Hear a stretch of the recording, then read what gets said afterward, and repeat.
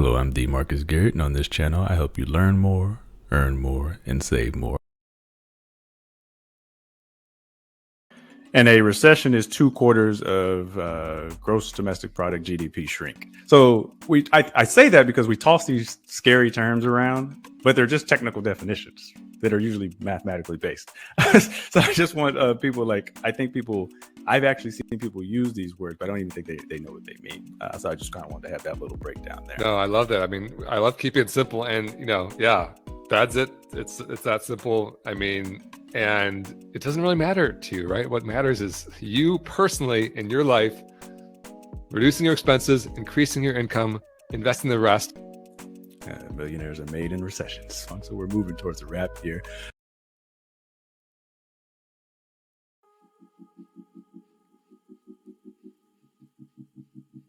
Here's what financial expert, author, and advisor Eric Brotman had to say about investing in a recession.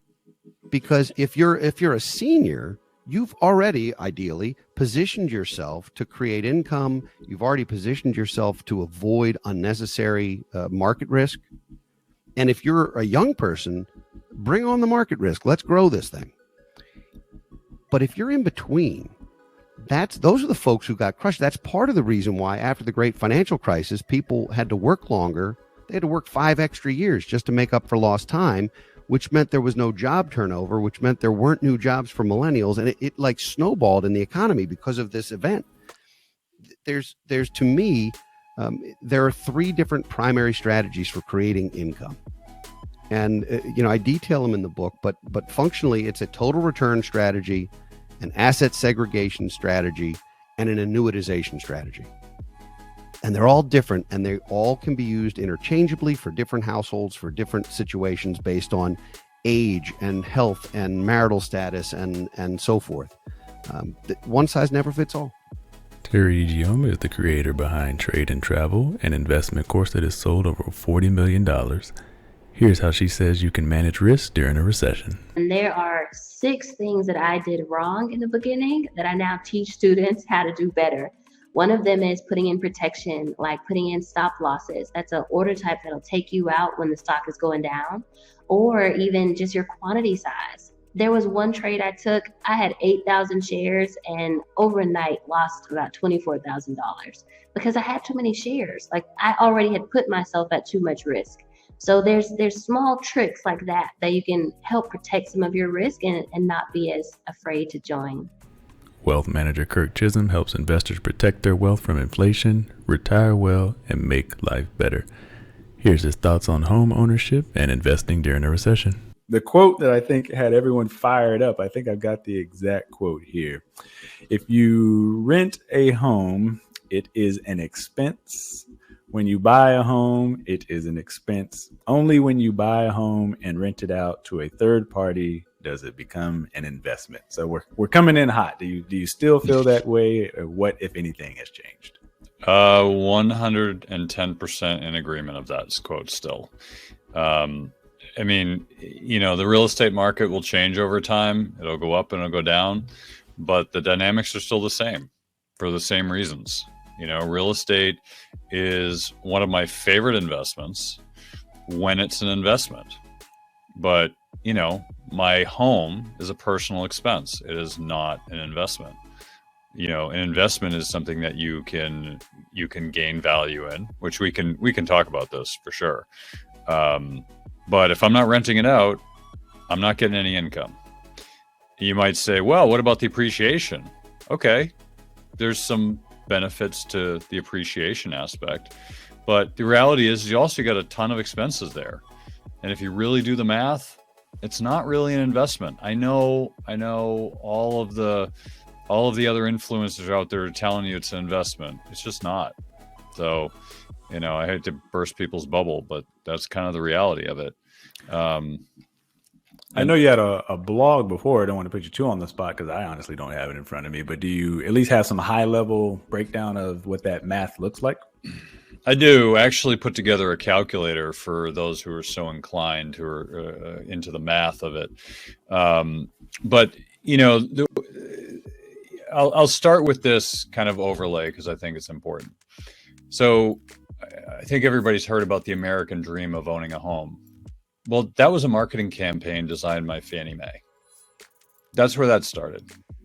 And the politicians love it because it sounds great and makes everybody feel warm and fuzzy about owning a home. And there's nothing wrong with that, right? Whether you rent or whether you buy is a complicated issue. It's not just a financial issue. It's an emotional issue, right? So we're right now, Marcus and I are talking about the math. And I think I want to talk about the emotional side of it first, because I know everyone out there is going to say, you know what? I don't care. That tree in the backyard, I'm willing to pay more for that. I want to buy the house because I love that tree. That's okay, right? That has meaning for people. People want to feel that sense of ownership. But the reality is, when you do the math, it doesn't work out that way.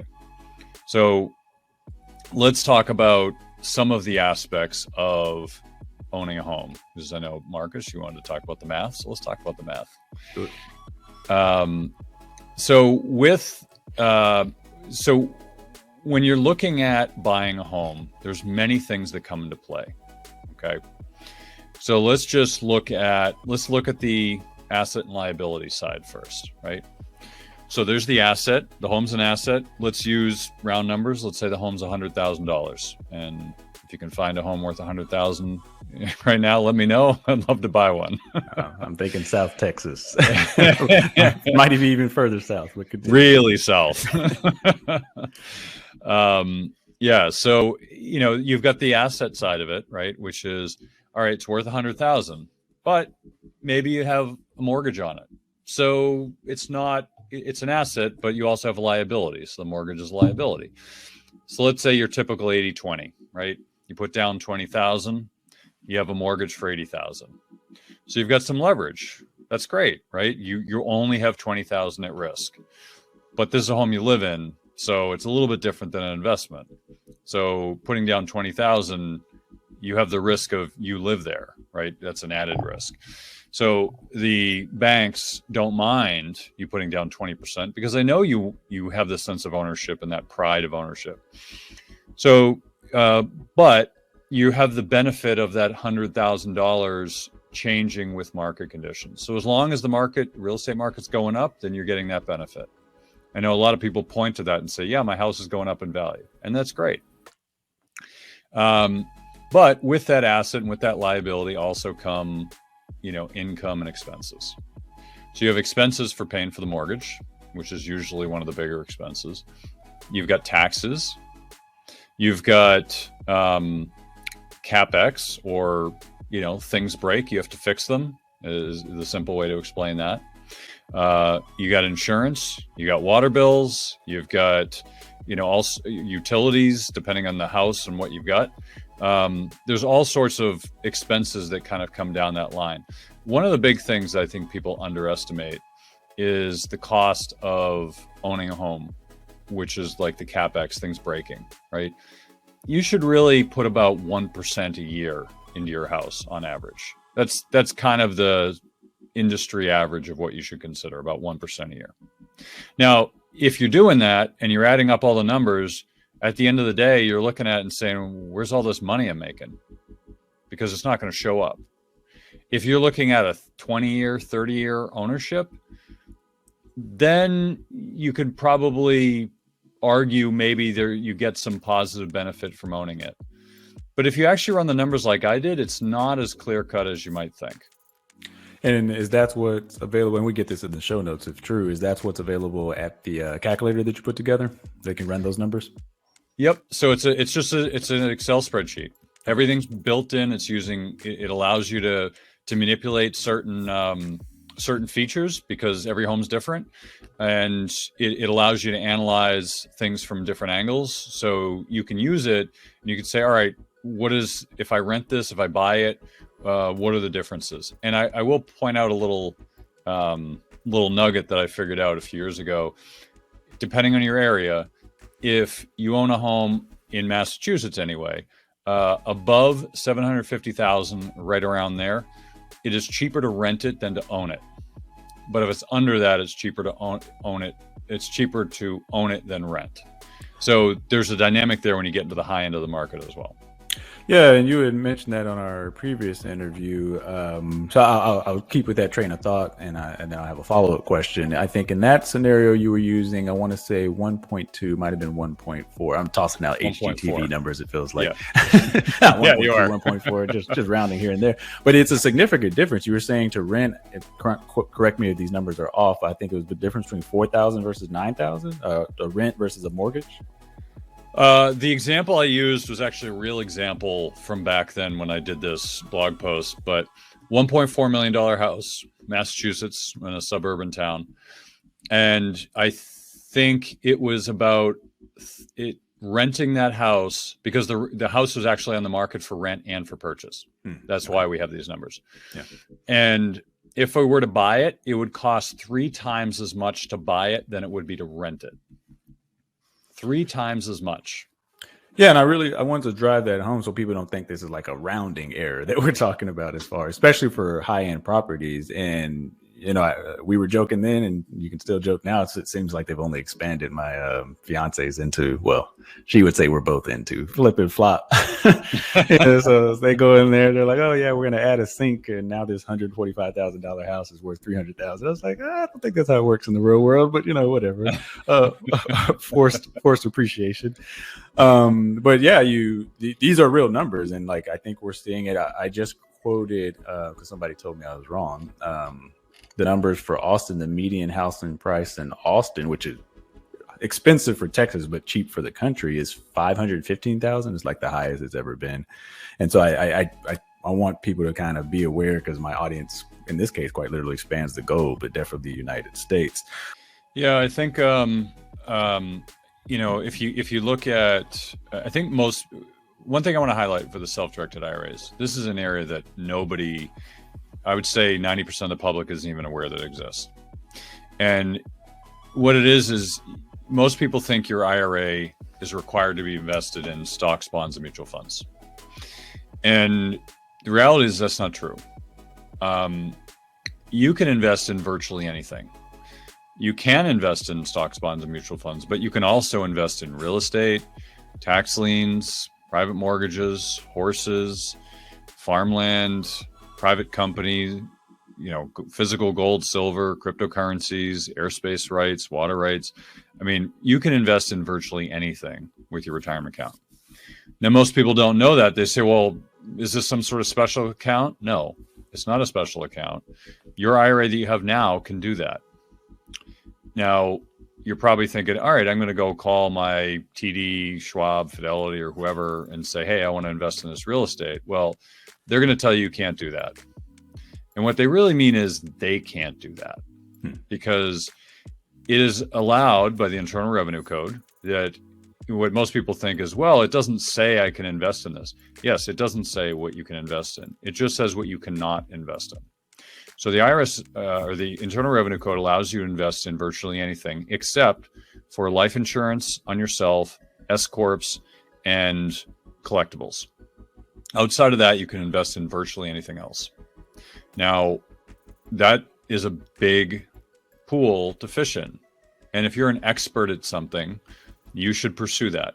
So if you're good at real estate investing or you know, investing in private companies or whatever, you know, mining precious metals, whatever it is, you can do that most likely inside of your retirement account.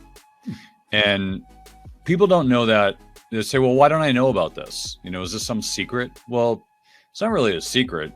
You know, it's just the big companies, the big discount brokers of the world, and this gets back to the advertising comment, they have a big marketing budget. And they market that you should direct your self-directed IRA, they use the same language, self-directed IRA into stocks, bonds, and mutual funds. You can invest in anything you want. Well, anything that they carry. So it's up to the custodian, in this case, those companies, they're the custodian, to decide what they will allow in the IRA that you have with them. So they don't allow you to invest in real estate because they're not an expert at that. And they don't want to do that business. So they're not going to advertise that you can because your business will go elsewhere. So it's not some sort of, you know, scheme or some sort of secret they're trying to hide from people. It just comes down to the marketing dollars. The marketing dollars are not held by the companies that specialize in this, because they're not as big as the companies that make, all this money on mutual funds and stock trades and all that. So it's a great tool for you to minimize your taxes with investments that you can hold in your retirement account and compound that money over time, tax deferred or tax free, depending on the type of IRA you have. So self-directed IRAs, it's we as a firm are one of the only specialists in the entire country that specialize in this. And we did it because we love the fact that people can invest in what they know. The old Peter Lynch quote. You shouldn't have to invest in stocks, bonds, and mutual funds. The stock market is a scary place. It's getting scarier. And people don't understand it. It doesn't make sense. And I invest there every day. It doesn't make sense to me because logic doesn't dictate the markets anymore like it used to. 20 years ago it did, but now it's almost the inverse of logic. So, a lot of people don't like that and they feel uncomfortable. And if there's an asset you want to invest in, you can do that within your retirement account. It is possible. So I just want to put that out there because I think everyone should be aware that this is one of the greatest tools of wealth creation and preservation that exists. For the full interview behind all of these clips, find a link in your video description below, and for a video response, drop your questions. Thanks for the follow.